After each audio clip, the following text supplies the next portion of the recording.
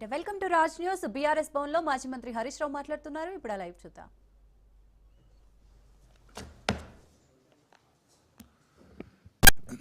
అందరికీ నమస్కారం.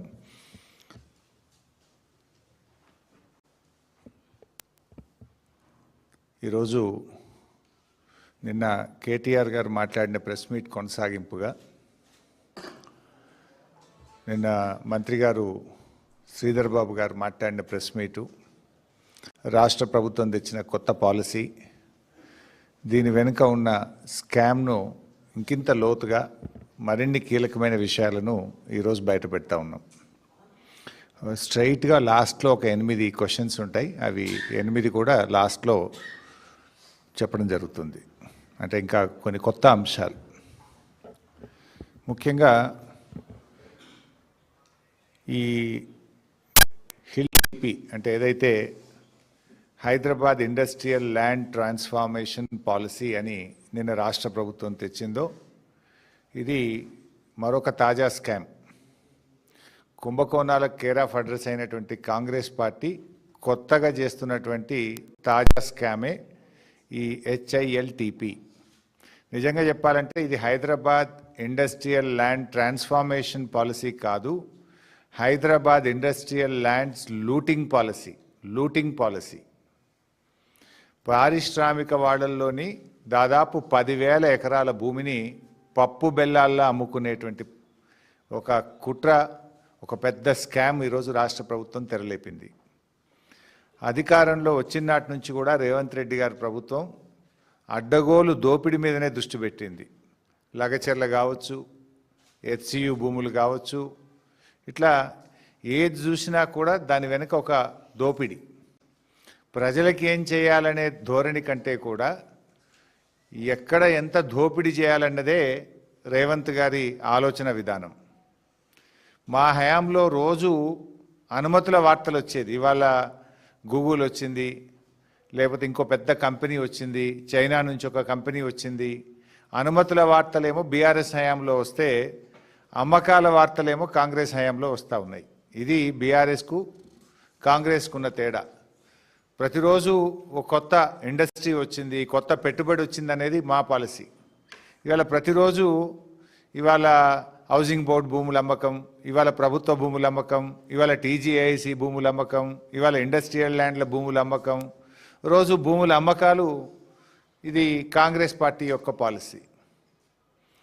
అంటే గతంలో ఇదే రేవంత్ రెడ్డి గారు, బీఆర్ఎస్ ప్రభుత్వం ప్రజల అవసరాలను దృష్టిలో పెట్టుకొని LB నగర్లో ఒక టిమ్స్ ఆసుపత్రి, సనత్ నగర్లో ఒక టిమ్స్ ఆసుపత్రి, మల్కాజ్గిరిలో అల్వాల్లో ఒక టిమ్స్ ఆసుపత్రి, ఇట్లా మేము అదేవిధంగా ఎర్రమంజిల్ కాలనీలో గవర్నమెంట్ క్వార్టర్స్ R&B ల్యాండ్ ఉంటే మేము అమ్మలే.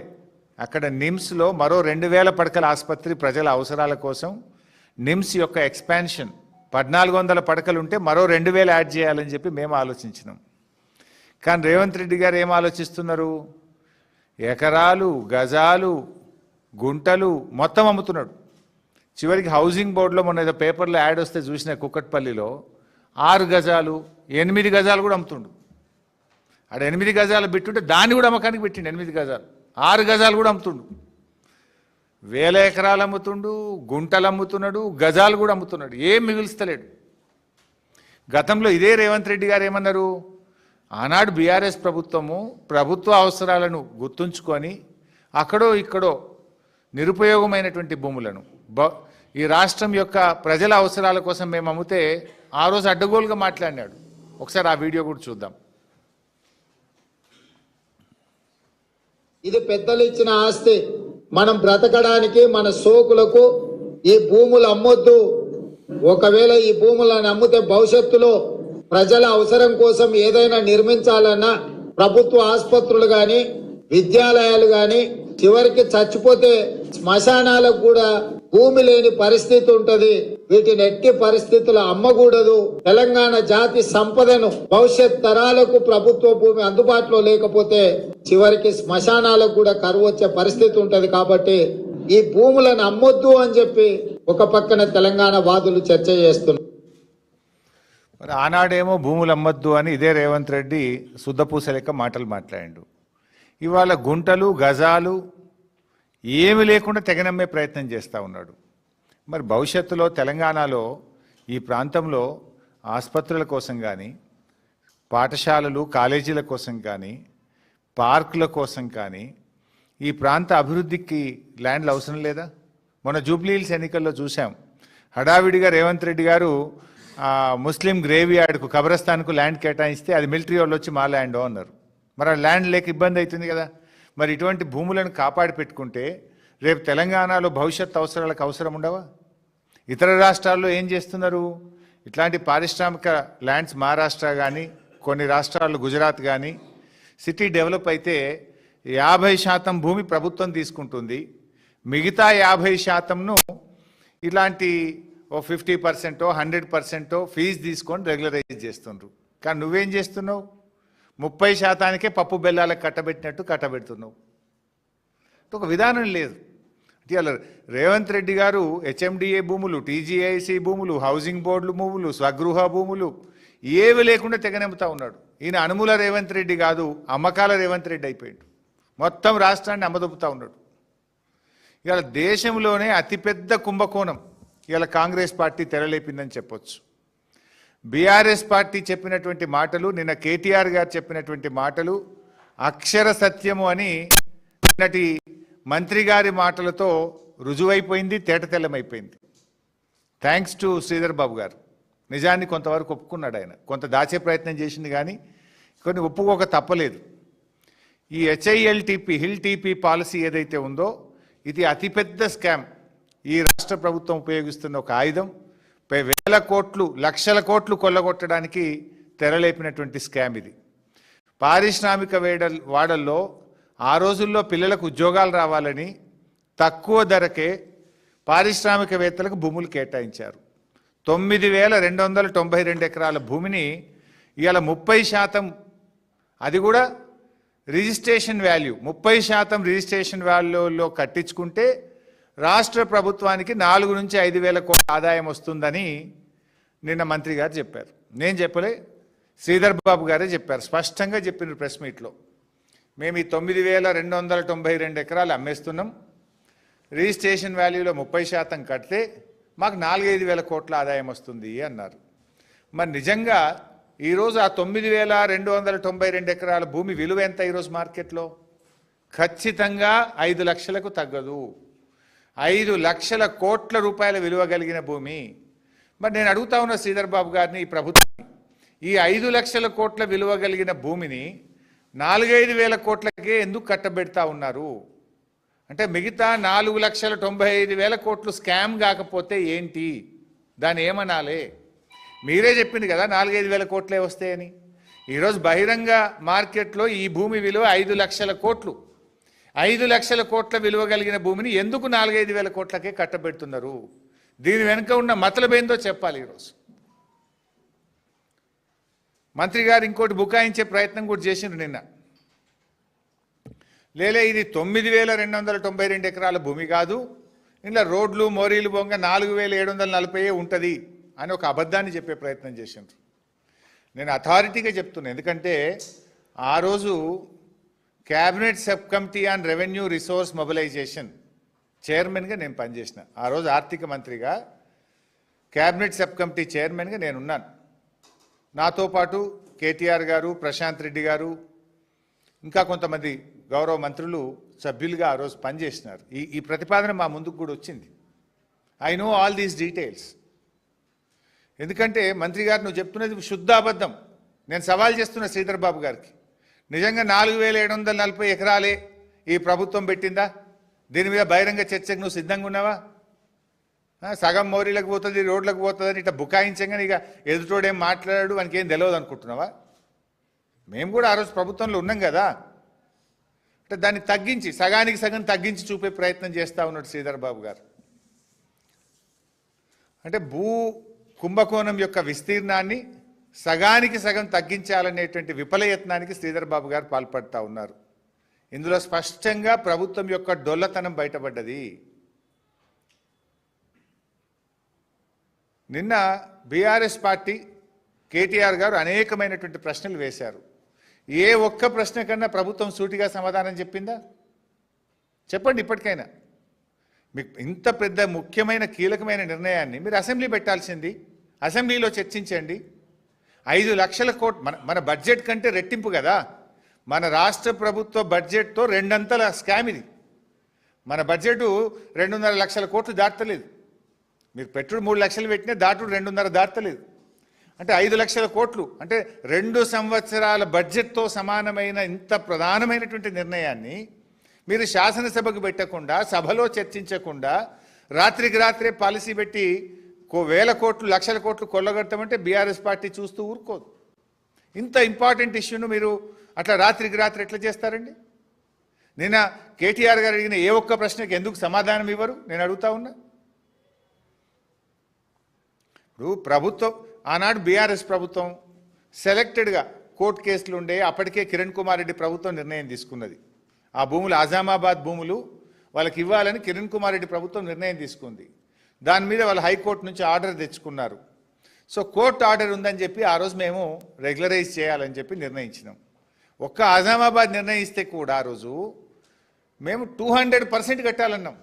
సబ్ రిజిస్ట్రేషన్ వాల్యూ మీద 200% కట్టాలని నిర్ణయం తీసుకున్నాం. అంటే మీకు బాగా అర్థం కావాలి, ప్రజలకు అర్థం కావాలంటే అక్కడ ఒక గజం 100 రూపాయలు ఉందనుకోండి.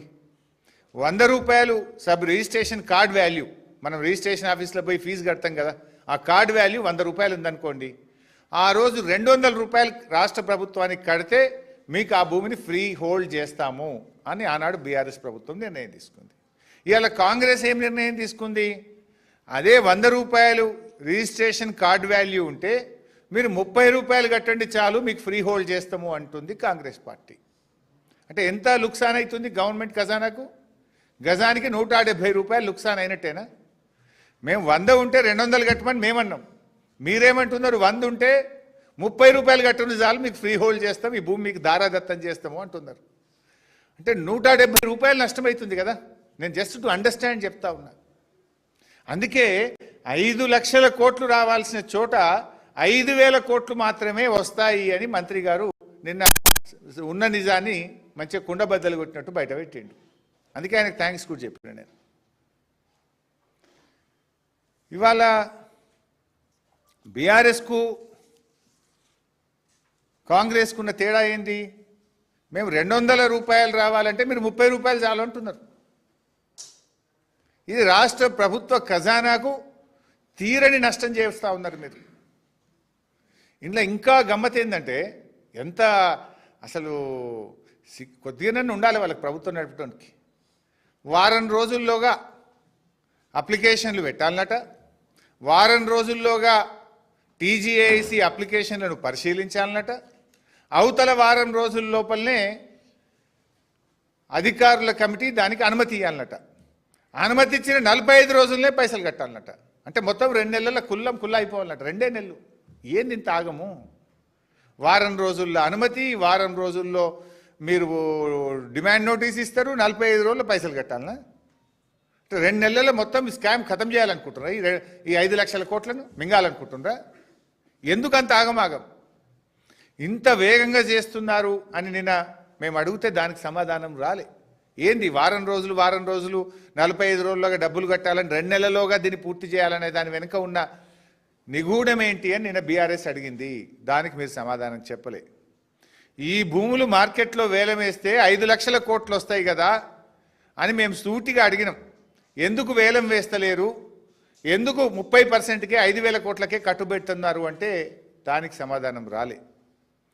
కోర్టు కేసులు లీజుల వివాదాలను అడ్డం పెట్టుకొని మొత్తం భూమిని తక్కువ ధరకే కొల్లగొట్టేటువంటి కుట్ర చేస్తున్నారా అని ఒక ప్రశ్న అడిగితే దానికి సమాధానం రాలే. అంటే మేము అడిగిన ఏ ప్రశ్నకు నిన్న మంత్రి గారు సూటిగా సమాధానం చెప్పలే. పైగా ఒక మాట అన్నారు, 60-70% పెడితే వస్తారా అన్నాడు. మరి మేము 200% పెడితే ఆ రోజు కొంతమంది కట్టలేదా? పక్క రాష్ట్రాల్లో 50% భూమి తీసుకొని మిగతా 50% చేస్తలేరా? ఆ 50% తీసుకుంటే ఇడ కూడా ఒక 4-5 వేల ఎకరాలు వస్తే హైదరాబాద్లో ఒక లంగ్ స్పేస్, అరే ఒక బస్ డిపో కడదామన్నా, ఒక బస్ స్టాండ్ కడదామన్నా, ఒక హాస్పిటల్ కడదామన్నా, ఒక కాలేజీ కడదామన్నా, ఒక స్కూల్ కడదామన్నా, ఒక పార్కు కడదామన్నా ప్రజలకు హైదరాబాద్లో ల్యాండ్ దొరుకుతుందా? ఆనా నువ్వే మాట్లాడినావు కదా, నీ నోరా మోరా మేము శ్మశాన వాటికకు బొందలగడ్డకు కూడా జాగ ఉండదని మాట్లాడినావు కదా. ఇవాళ నువ్వు బొందలగడ్డకు కూడా జాగ లేకుండా గజాలు కూడా ఎందుకు అమ్ముతున్నావు మిస్టర్ రేవంత్ రెడ్డి?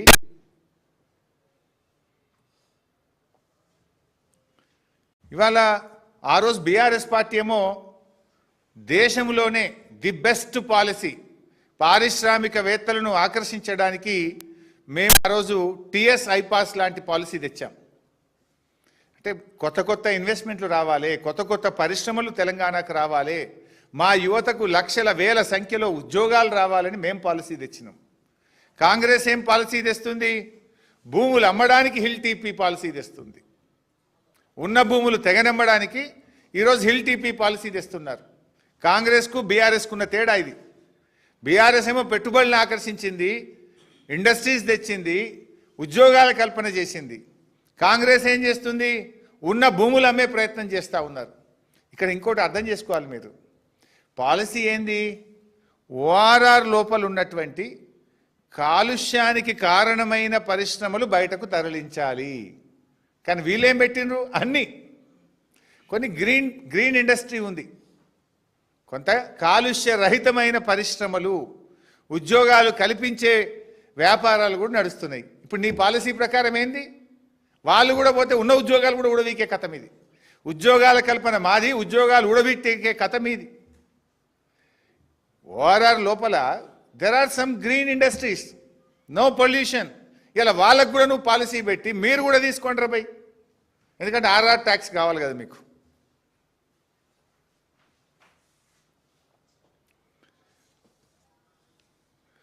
మాదేమో ఖజానాను నింపే పాలసీ, కాంగ్రెస్ ఏమో వాళ్ళ జేబులు నింపుకునే పాలసీ.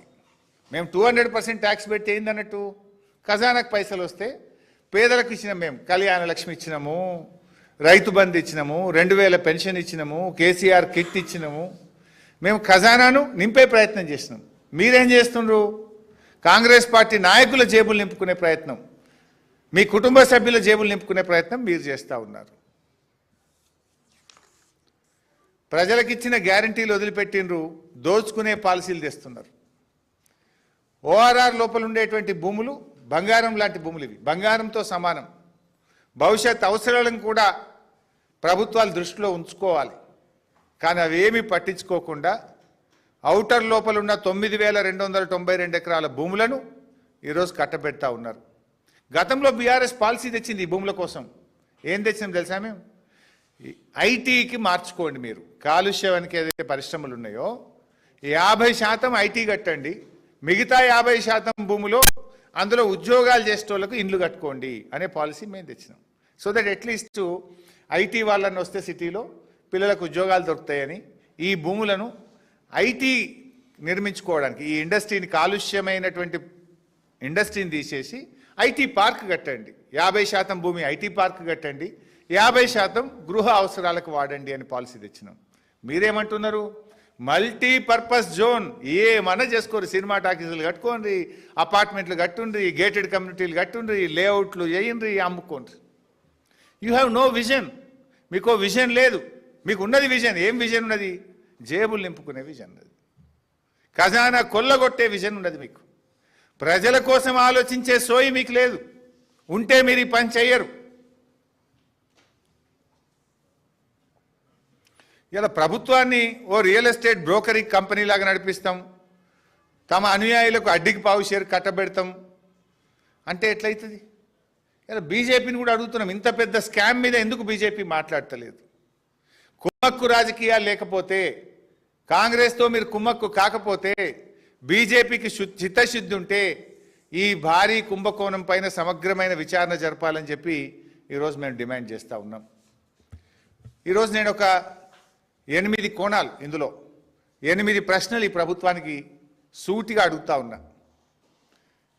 అంటే ఏ రకంగా ఈ ప్రభుత్వం దోపిడీకి పాల్పడుతుందో సాక్ష్యాధారాలతో సహా నేను బయట పెడుతున్నా. అంటే ఆ రోజు నేను క్యాబినెట్ సబ్ కమిటీ చైర్మన్గా ఉన్నా కనుక ఇవన్నీ విషయాలు ఆ రోజు మా ముందుకు వచ్చినాయి కనుక సంపూర్ణమైన అవగాహనతో ఆధారాలతో ఈరోజు నేను బయట పెడతా ఉన్నా. మొట్టమొదటిది, ఇవాళ there are 2 values. Sub registration value ఒకటైతే టీజీఐసి వాల్యూ ఒకటి ఉంటుంది. ఇందులో 2 రేట్లు ఉన్నాయి. ఆ రోజే మా ముందుకు వచ్చింది. ఒకవేళ ఈ భూములు ఇవ్వాలా, ఇస్తే ఏ రేటుకి ఇవ్వాలి, మార్కెట్ వాల్యూ ఇవ్వాలన్నా, సబ్ రిజిస్ట్రేషన్ వాల్యూ ఇవ్వాలన్నా, టీజీఐసి రేటుకి ఇవ్వాలా అనేటువంటి చర్చ ఆ రోజు మా ముందుకు వచ్చింది సబ్ కమిటీ ముందుకు. సబ్ రిజిస్ట్రేషన్ వాల్యూ కంటే టీజీఐసి రేటు చాలా ఎక్కువ. టీజీఐసి అంటే ఈ భూములు ఎవరివి? Telangana industrial infrastructure corporation. ఆ టీజీఐసి ధర ఎట్లా నిర్ణయిస్తుంది? వాళ్ళు పెట్టిన పెట్టుబడి ఎంత, దాని ఇంట్రెస్ట్ ఎంత, దాని డెవలప్మెంట్కి ఎంత ఖర్చు అయింది, ఎవరికన్నా ఏదైనా అలాట్మెంట్ ఇచ్చేది ఉంటే వాళ్ళకు ఒక రేటు డిసైడ్ అయ్యి ఉంటుంది.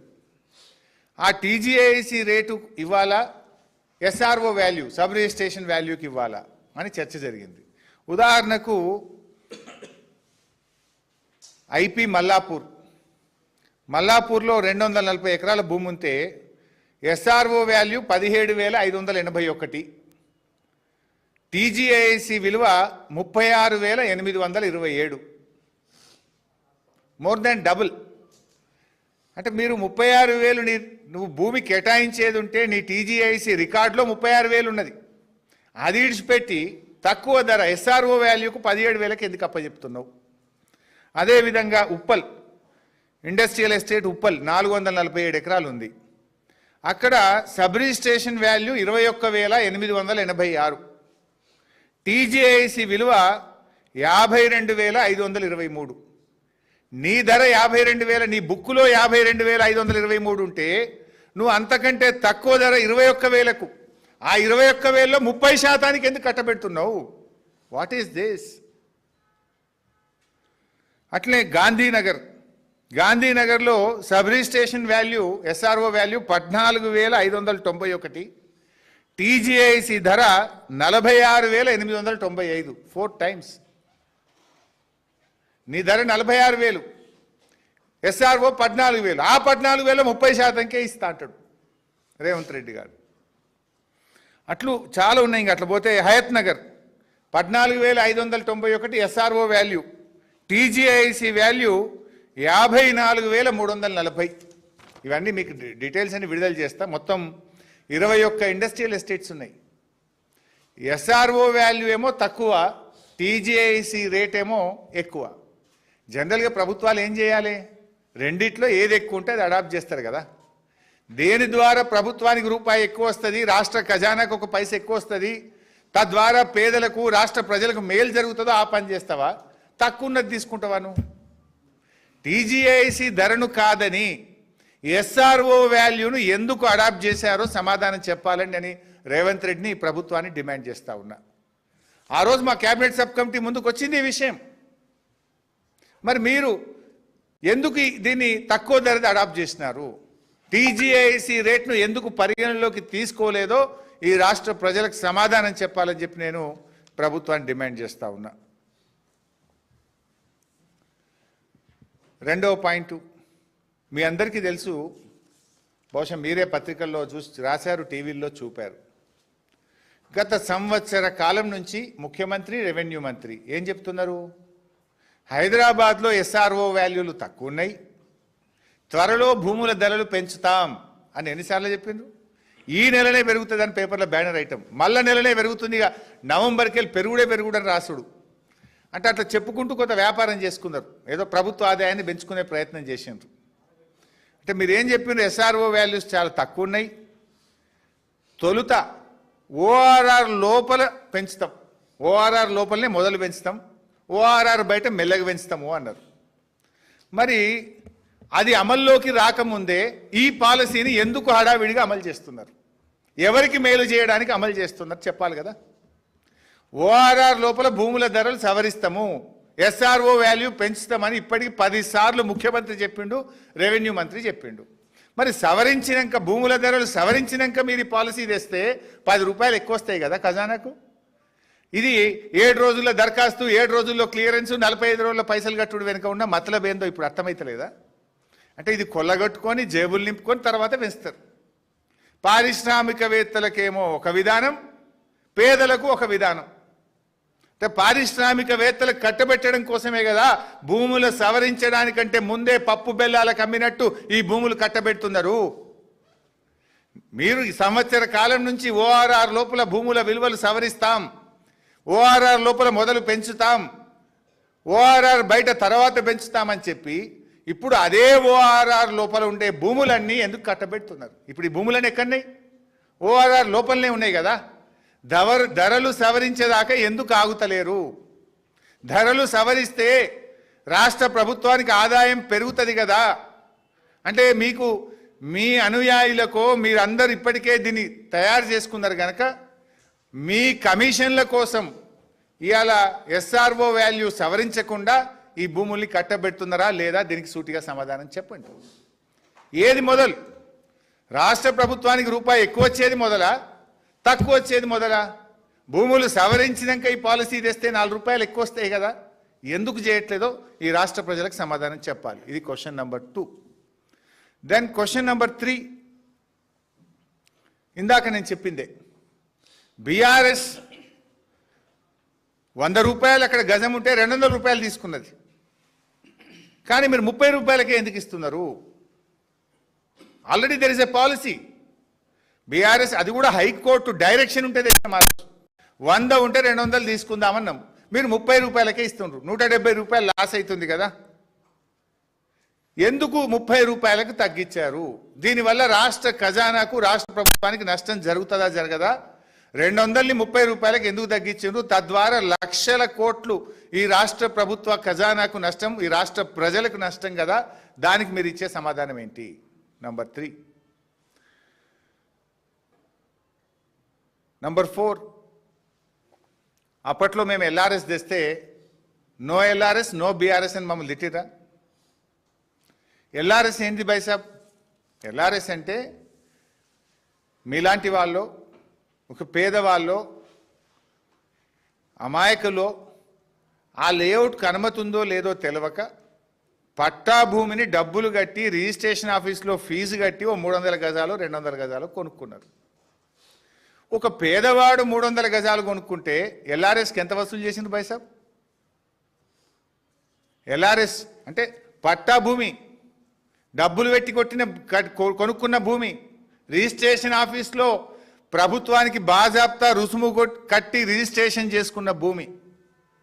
అది లేఅవుట్ రెగ్యులరైజేషన్ స్కీమ్. ఒక ఎల్ఆర్ఎస్లో, ఇది LRS GO, this is the GO of LRS, GO number 135. ఈ జీవోను మొన్న కాంగ్రెస్ పార్టీ అమలు చేసింది. ఈ జీవోలో ఉదాహరణకు 30,000 నుంచి 50,000 ఎస్ఆర్ఓ వాల్యూ ఉంటే ఎస్ఆర్ఓ వాల్యూ మీద 80% కట్టాలి. ఇక్కడ చూస్తే మీరు 30 నుంచి 50 అన్నాడు కదా. ఐపీ సనత్ నగర్ 52,000 రూపాయలు ఎస్ఆర్ఓ వాల్యూ ఉంది. 52,000 ఉంటే ఎంత కట్టాలి మరి? ఒక పేదవాడైతే 80%, 100% తీసుకున్నారు సబ్ రిజిస్ట్రేషన్ వాల్యూ మీద. కానీ ఇక్కడ 30%కే ఇస్తున్నారు. ఒక పేదవాడు ఒక 200 గజాలో 300 గజాలో ఇన్నోసెంట్గా లేఅవుట్కి అనుమతి ఉందో లేదో చూసి కొంటేనేమో ముక్కుబిండి 80% వసూలు చేసిండ్రే. 80%, 60% వసూలు చేసిండ్రు. ఇప్పుడు ఐడిఏ నాచారం 25,000 ఉంది ఎస్ఆర్ఓ వాల్యూ, మౌలాలి 24,000 ఉంది, కూకట్పల్లి 31,000 ఉంది.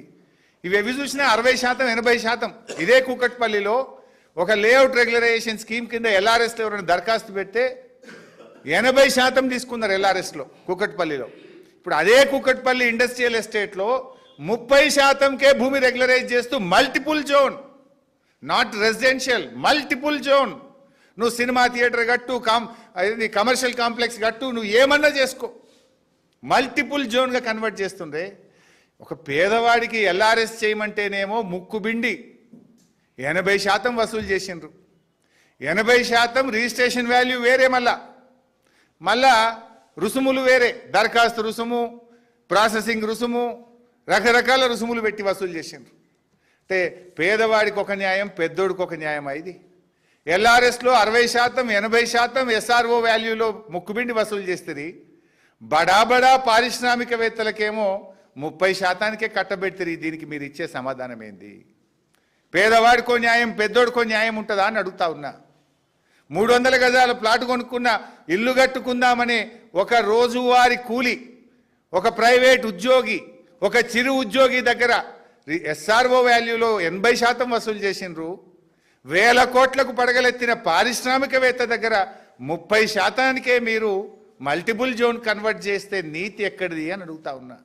What is this policy? ఈ పాలసీ ఎవరి కోసం? ప్రభుత్వం ఈరోజు సమాధానం చెప్పాలి ప్రజలకని అడుగుతా ఉన్నా. This is point number 4.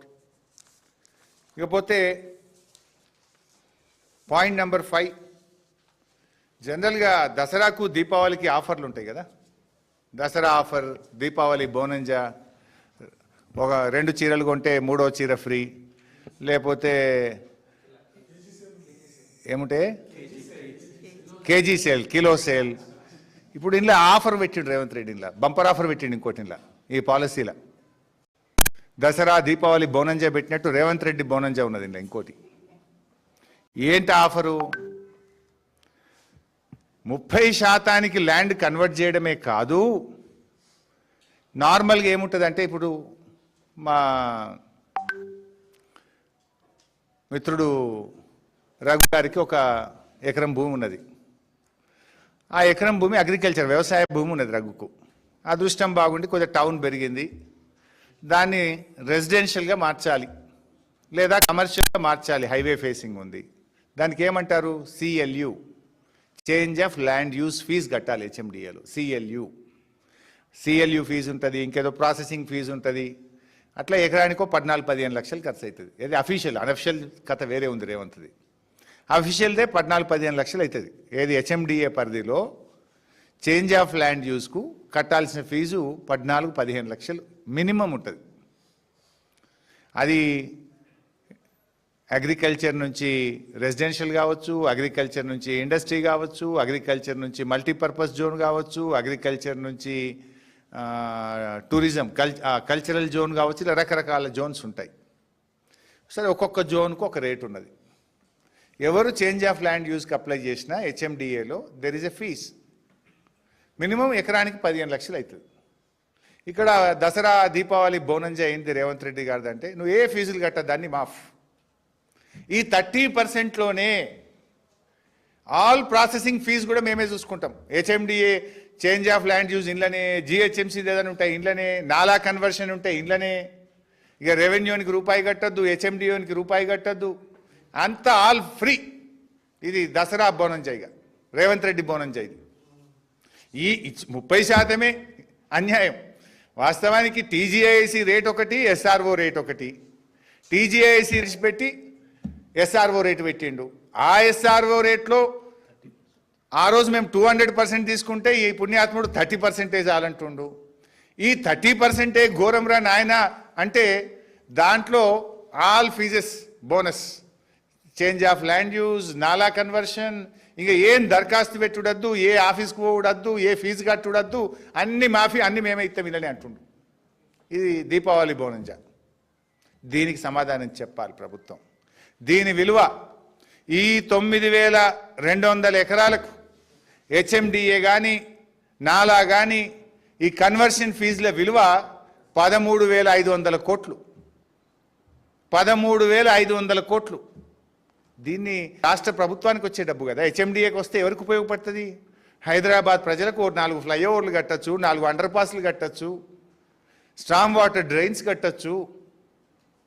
ఇది ప్రజల డబ్బు, హైదరాబాద్ ప్రజల డబ్బు. ఇది కాంగ్రెస్ నాయకుల జేబుల్లో కొల్లగొట్టే కుట్ర. ఇది 30% అయింది, మళ్ళీ ఫీజులు మాఫీ అయింది. దీనికి సమాధానం చెప్పాలి. ఇది question number 5. Now question number 6.